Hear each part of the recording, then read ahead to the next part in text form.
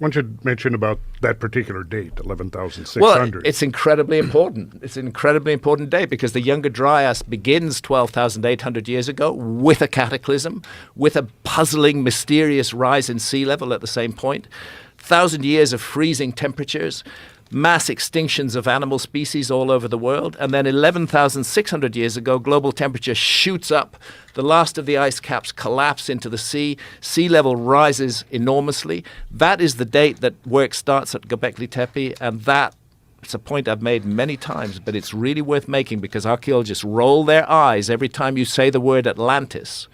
But that is precisely the date that Plato, which is the earliest surviving reference to Atlantis, that's precisely the date he gives for the destruction of Atlantis, 11,600 years before our time. He puts it this way, that his ancestor Solon visited Egypt, and we know about that visit. It's historically recorded. That visit to Egypt was in 600 BC, and there Solon claimed to have been told by Egyptian priests about this great advanced civilization that once existed, but that angered the gods and was destroyed in an enormous flood. And Solon asked those Egyptian priests, when did this happen?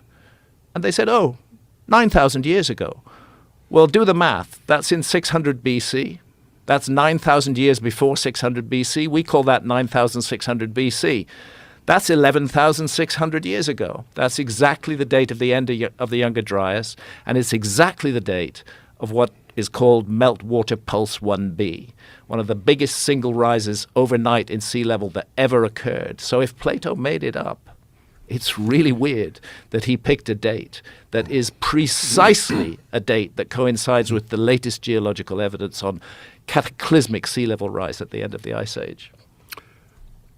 Could be a coincidence, but a pretty good one. I will mention I did a two-parter on all of the what Graham's just talking about and the geological evidence that confirms or refutes Plato's account, and it's available on my website for download, and it's like 7 hours.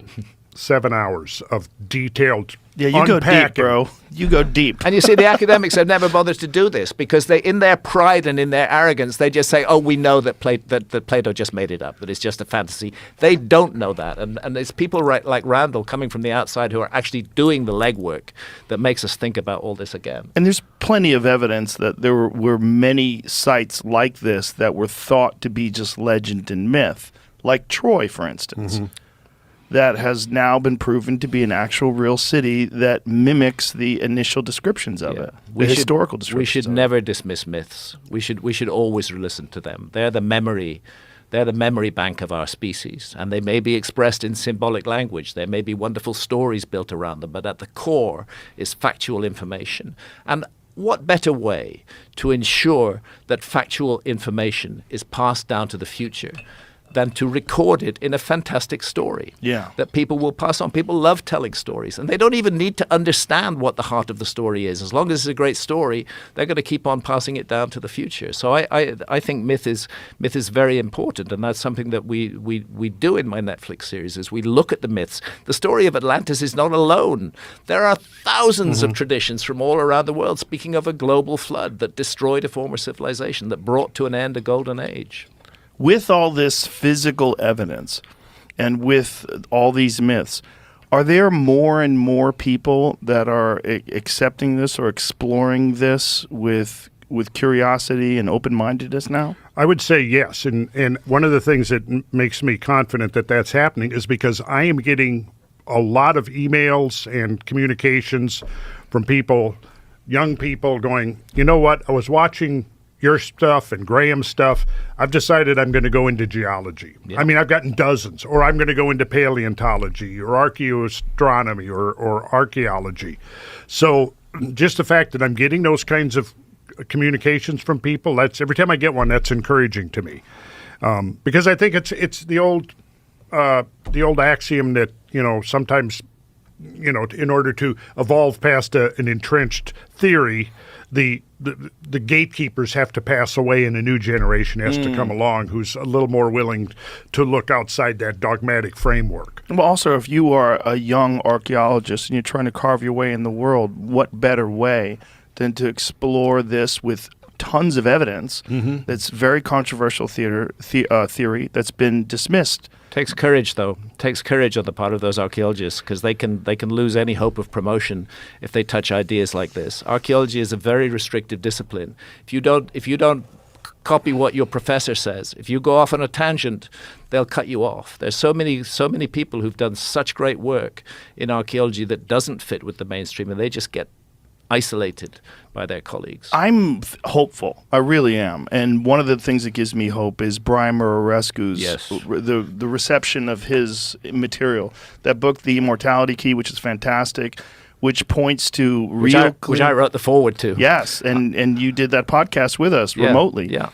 When we did that, and he expressed all this information, we talked about these ancient clay vessels that show clear evidence of some sort of psychedelic that was mixed in with wine that was probably the origins of a lot of the even democracy, a lot like the Enlightenment. A lot of it came from these meetings, and people came from all over the world to participate in these rituals. This is now being widely accepted, and it's a field of study at Harvard. Yeah, and let's think about it. If you're locked, this is one of the reasons why psychedelics are being so successful in healing people with profound depression. Because what is profound depression otherwise that you're locked in a very narrow frame that you just can't escape from?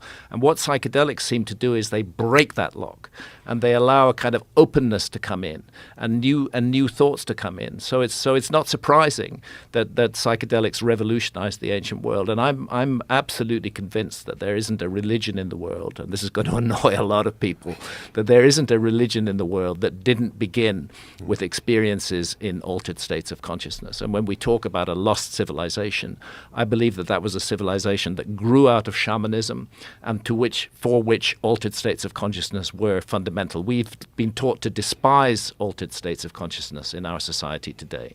We're supposed to just be alert problem solvers and not doing anything else. But it's out of altered states of consciousness that the real creativity comes, and that changes in mindset come, and that people can break free from previous restrictions and move in new directions.